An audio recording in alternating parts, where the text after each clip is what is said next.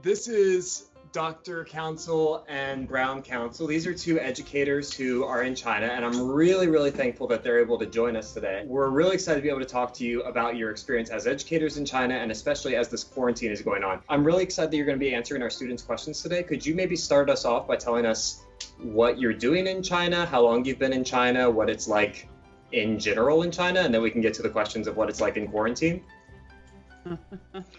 By the way, first, before we get started, if you get a dry cough during this, please go to the hospital, all right? I have a little comedy routine going on the side to subsidize my teaching income. We are finishing our 4th year here in China, and I'm a school administrator at a British international school. And Brown teaches history. So life in China is pretty normal.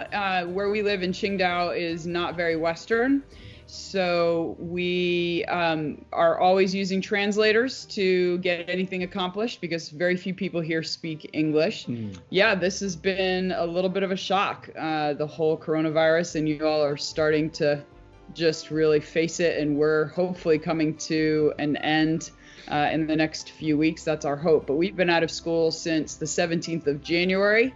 Wow. We had 2 weeks of Chinese New Year vacation, and then we received the message that school was going to be delayed indefinitely. So we have been out of school now since the 3rd of February and have been doing online classes with our high school students. We're in a high school as well. What's been your experience like trying to deal with that on your end? And I'm sure my students would be excited to hear, what has your students' experience been like as well? I think it's been a very difficult process. We were not prepared for this. The advantage that the schools in the United States has on us is that you all should have been prepared, because you've had 2 months notice that this was probably going to be a global pandemic. We were not prepared, and because of that, it took us a couple of weeks to figure out which platforms would be most effective. I'm finding that I'm able to spend more time one-on-one with my kids. It's taken longer for me to grade things, but now I get to spend a lot of detailed time and give the rich descriptive feedback to them and really one-on-one attention that I'm normally not able to give. But some frustrations that he's expressed is, and other teachers as well, students are not turning in assignments, and it's really easy in a school to track down a student who's not turning in your work. But when they're not answering their WeChat messages or not showing up for your class, it's really difficult to track them down without calling their parents, which takes a lot of extra time. Well, that's a good intro. Let's turn and see if we've got, I know we have a list of questions that my students submitted prior to us coming in. Students in this room, are there any questions you'd like to ask? How are they getting resources and goods to everyone? Yeah, that's a great question. Great question.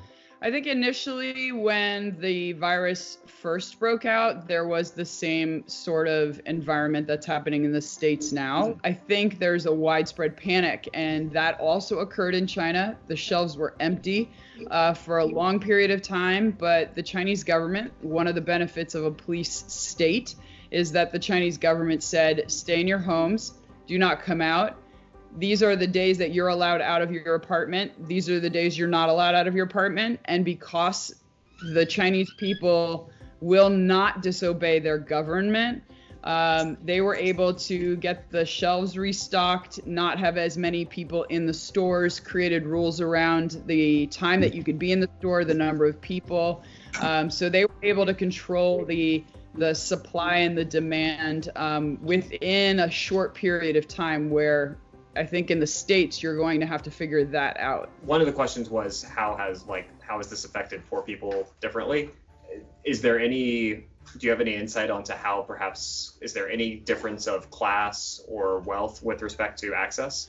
I think there's a huge difference in wealth and access to everything. The wealthy Chinese are able to pick up their phone, and just like us, we can order. The only way we can get food and water while we're in quarantine is to order it online. and to pay online. And we thankfully have a bank account and have the money and the funds to be able to do that.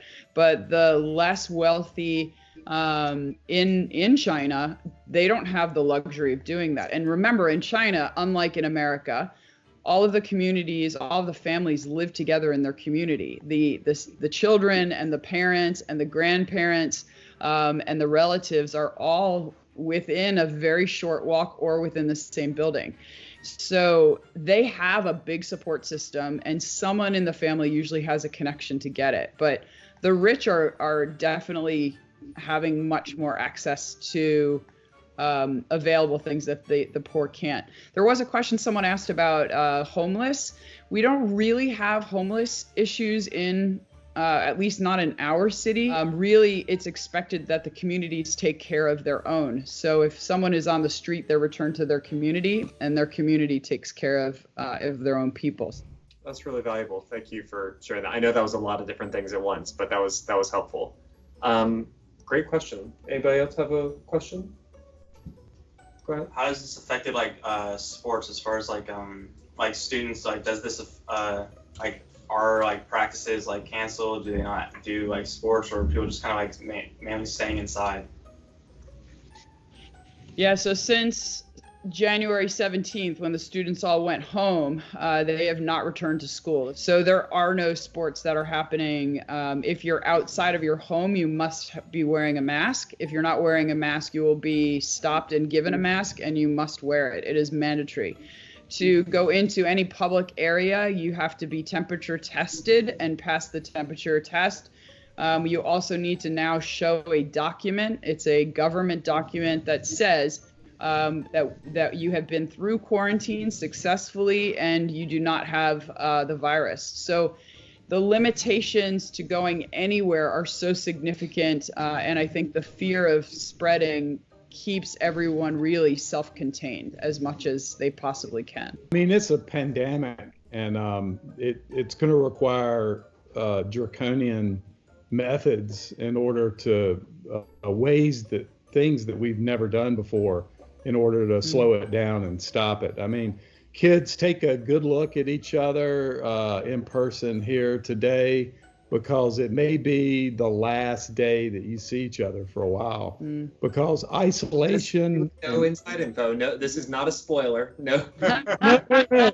I'm just saying the only way to do this is to isolate, to quarantine, and also wear a mask. And, I don't like wearing a mask, and these things impinge on our freedom. I think it's going to be especially difficult for Americans. The Chinese just kind of do what they're told. And I think it kind of got out of hand a little too early, and you couldn't put the genie back in the bottle because of their system. For various reasons, but once it did get out of the bottle, these methods really help contain it. So right now, the data is showing that it's reducing rapidly because of what they're doing. Look at China, and it's kind of a window into the future for what's getting ready to happen in the States. If you want to see just how strict the measures are, take a look at our YouTube channel. And we have a video, it's one of our most popular ones, called Brown and Eileen Return to China. And Eileen, the naughty one that she did a lot of spy footage with her camera. She was able to get her camera going. I couldn't believe she did it. Afterwards, I could not believe she had done that the whole way. And but you will see it, and you'll see pictures that really aren't supposed to be shown, and you'll see how strict it is. And it's like going into a sci-fi movie. It really is. And we were escorted from the plane into a hazmat area. Then they put us on a bus with two people in a hazmat suit.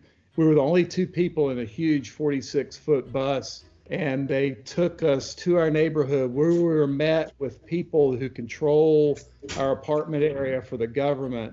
They signed off, and our temperatures were taken, and we were taken all the way to our apartment.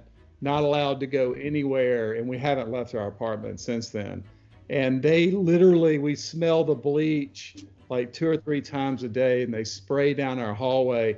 We are treated like we've got the plague, but we're probably fine, and that's what it's going to take. We encourage you guys, if you can find masks out there, or you have family members who are physicians, get masks. And I know it's not popular in the States. It was foreign to us to wear them, but we will not encounter people here without masks now, and we will not go anywhere without them on. Yeah, and if you drink more than 6 Coronas, just like I did, you could get the. Oh boy.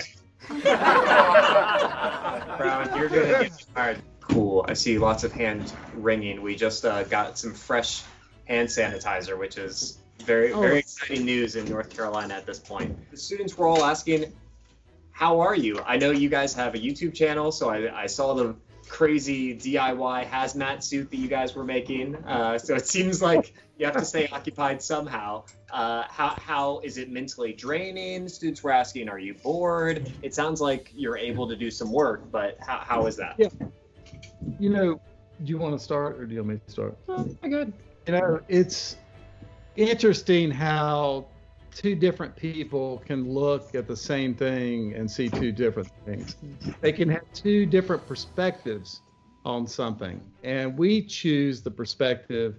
We want to have fun, and we want to be productive and really take advantage of this time. We've never been busier than in quarantine. It's a good thing we're in quarantine, because we've got so much to do. We need to be quarantined. I love that. That's such a great, valuable perspective, not only for this instance, but for everything. Our attitude matters a lot, and I think that's a really, really valuable message. Thank you for that. I mean, we're working Monday through Friday, our normal work hours, even more so because longer hours, because online learning takes a lot more time for a teacher and an administrator. So our hours are long. Students are communicating with us 24/7, which never really happened before. You're kind of on call all the time. Students are turning in work at all different times. And so your efficiency of grading is far more, like Brown said, is much more specific and authentic in terms of its feedback, because you are doing a lot of one-on-one conversations with students. So that is taking a lot more time. We can't go out to eat, so we have to make our. We also have to adhere to the rules of quarantine, which we have to take our temperatures twice a day. We need to report them. We have to put our trash outside the door at specific hours.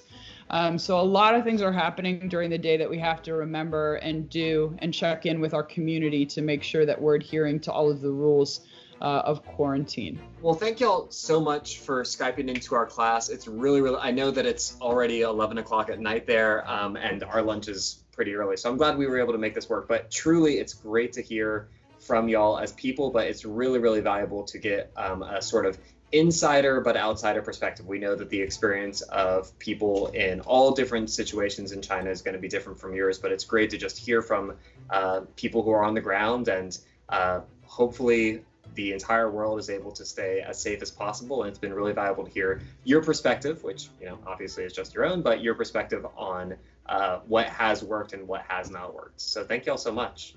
Thank you. You're so welcome. Thank you. And kids, it's great to meet you. We would love to have you follow the channel. Good luck, guys. Colin will give you the Mr. Richardson. Excuse me, Mr. Richardson. Thank you. And please subscribe and follow us, and you'll see it all come to life. And it may give you some ideas when you're in quarantine. Okay. Have a great attitude, like you should with everything in life. And please be safe, especially if you have elderly grandparents that are alive. Be really careful. Take this seriously. Wash your hands often. Purell is great, but soap and water are even better. And try not to touch your face. Just really do your best. Yeah, it's all fun and games until somebody tests positive, and you could spread it to a bunch of people just by not taking it seriously. Like with pranks? Yeah, like with pranks. Yeah, do as we say, not as we do. Yeah. And kids, do you have any ideas of more pranks that we should play? Please. We're going to leave it. Gentlemen, Applause for our educators in China. Will I need? Well, I need me. Love you in Chinese. That's right. Bye. See you guys.